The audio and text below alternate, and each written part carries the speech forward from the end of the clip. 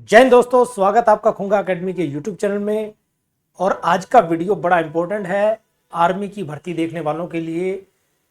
Army की जो आगामी भर्ती है उसके फॉर्म बहुत जल्दी आने वाले हैं। जैसे मैंने आगामी पिछले वीडियो में बताया था आपको, ये फॉर्म जो है अभी 2-3 दिन में ही आ जाएंगे, क्योंकि लास्ट ईयर जो है 13 फरवरी से फॉर्म भरे जाने स्टार्ट हो गए थे।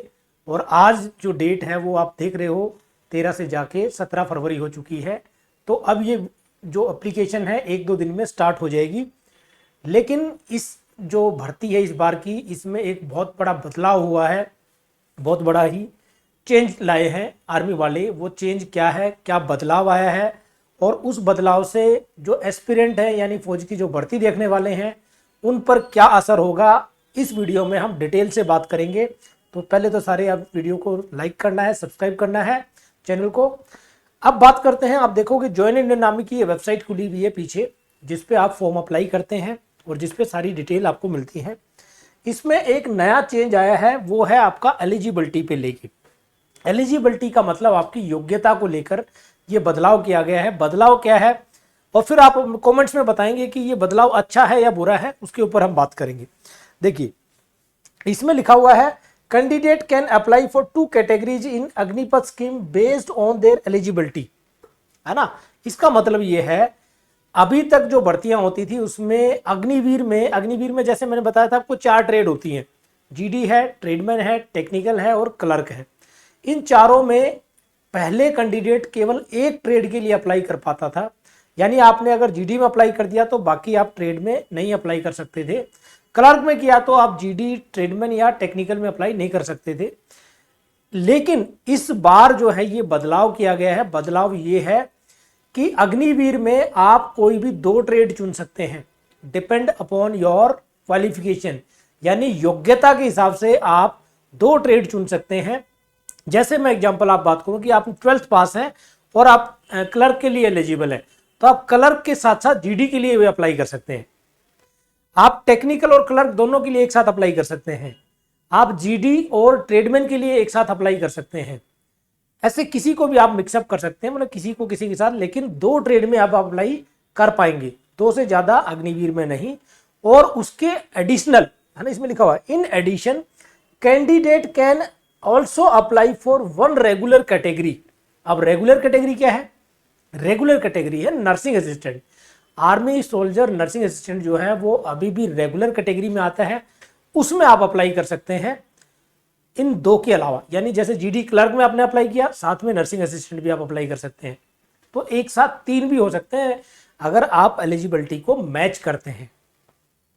अब आप मुझे बताओ कमेंट में कि ये जो चेंज लाए हैं, ये जो बदलाव लाए हैं, इससे क्या बेनिफिट होगा, क्या नुकसान होगा, या क्या इससे कैंडिडेट्स को क्या फायदा है ना।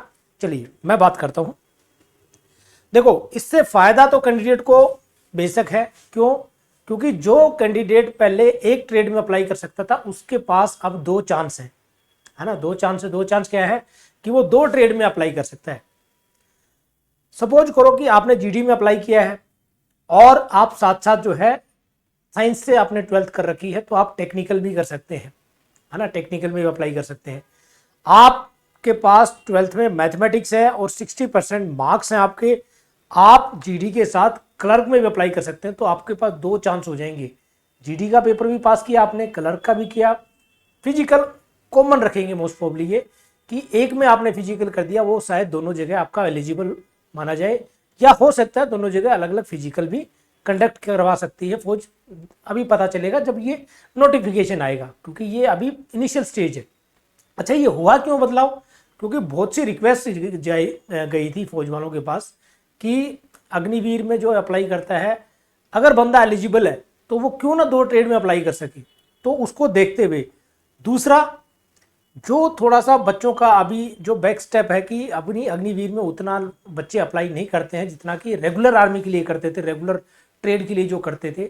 तो उसको देखते हुए ये फौज ने एक चांस दिया है कि अब आप 2-2 ट्रेड में एक साथ अप्लाई कर पाएंगे। ठीक है, ये है। और तीसरा, नर्सिंग असिस्टेंट में भी कर सकते हैं अगर आप 12th में बायोलॉजी से आपने 12th कर रखी है और 50% मार्क्स हैं आपके, तो आप नर्सिंग असिस्टेंट में। तो ऐसे जो बच्चे होंगे जिनके पास, अब सपोज करो कि आप 12th बायोलॉजी से हैं और प्लस आपके पास मैथमेटिक्स भी है, तो आपके पास 3 ऑप्शन खुल गए। आप क्लर्क में अप्लाई कर सकते हैं, आप नर्सिंग असिस्टेंट में अप्लाई किया, और आप 21 साल से नीचे हैं तो आप जो है जीडी में भी कर देंगे। तो जीडी क्लर्क 21 तक और 23 साल तक एज वाले नर्सिंग असिस्टेंट, तो 3 पेपर आपको देने को मिलेंगे, 3 चांस है भर्ती होने के। तो मुझे लगता है ये बढ़िया स्टेप है, बच्चों को और ज़्यादा चांसेस मिलेंगे भर्ती होने के लिए। हाँ, इसके कुछ जो है रेसिप्रोकल भी है, कुछ इसके मतलब इसके कुछ नुकसान भी हैं। नुकसान क्या है? एक नुकसान ये है कि कट ऑफ थोड़ी सी हाई जाएगी। जैसे अभी तक पेपर में मैंने आपको बताया कि जो कट ऑफ है वो मान लिया आपकी अगर जाती है किस पे कि 170 के आसपास, अगर जीडी की बात करें या 170 से ऊपर 180 के आसपास, तो अब वो कट ऑफ जो है वो 3-4 नंबर बढ़ जाएगी। 3-4 नंबर का मतलब है वो हो सकता है 185 186 पे चली जाए। क्लर्क में भी ऐसा ही है। क्लर्क में सपोज करो कि 160 पे सिलेक्शन होता है, तो 160 से वो बढ़कर कितना हो जाएगा, बढ़ जाएगा थोड़ा सा, 164 हो सकता है, 166 हो सकता है ना। तो ये चांसेस है कि आपका जो मेरिट का जो नंबर है वो बढ़ जाएगा। तो ये एक थोड़ा सा वो ड्रॉबैक इसमें लगता है, लेकिन इससे कोई फर्क नहीं पड़ता। जो बच्चा अच्छा तैयारी करेगा, अच्छा पेपर में परफॉर्म करेगा, बढ़िया फिजिकल करेगा, उसके लिए तो बढ़िया चांस है कि आपको 2-2 चांस मिल गए। ज्वाइनिंग के टाइम भी आपके पास 2 चांस होंगे कि आपके पास चॉइस होगी कि आप क्लर्क में सेलेक्ट हो जाते हैं तो आप जीडी को छोड़ सकते हैं, आप जीडी में सेलेक्ट हो जाते हैं आप ट्रेडमैन को छोड़ सकते हैं। तो वो डिपेंड करेगा कि आपको आपका एरिया ऑफ इंटरेस्ट क्या है। सेकंड थिंग क्या है, अब इसमें जो एलिजिबिलिटी वाले में बहुत से बच्चे कंफ्यूज हैं और काफ़ी सारी जो इसमें वीडियोज भी आए हैं। वो वीडियोज क्या है, ये देखो आप, अग्निवीर की जो क्वालिफिकेशन उस एज जो है वो 17.5 से 40 कर दी है यहाँ पे। अब ये क्या चक्कर है, बाकी ट्रेड में भी देखोगे मैक्सिमम एज जो है 40 साल तक है। तो ऐसा कोई बदलाव नहीं हुआ है, ये टेक्निकल फॉल्ट की वजह से है कि ये जो लिखा गया है इसमें कोई बदलाव नहीं होगा। ये 17.5 से 21 तक रहेगी, ये भी 17.5 से 21 तक रहेगी। जितनी भी ट्रेड आप देख रहे हो यहाँ पे 17.5 से 21, नर्सिंग असिस्टेंट में 17.5 से 23 साल तक एज इसमें मानी जाएगी। तो इसको आप बिल्कुल ओवरलुक कर सकते हैं, इसको आप देख सकते हैं कि ये जो है गलती से लिखा गया चीज़ है, आप इस पर ट्रस्ट ना करें। एज क्राइटेरिया सेम रहेगा, वही आपका डेट ऑफ बर्थ का ब्रैकेट रहेगा जिसमें आप भर्ती होंगे, सेम चीज़ें रहेंगी, किसी में बदलाव नहीं होगा। अक्टूबर 2004 से लेके आपका अप्रैल 2008 के बीच में जिनका जन्म हो वो जीडी वाले हैं, और 2002 से लेके 2008 के बीच में नर्सिंग असिस्टेंट वाले कैंडिडेट होंगे।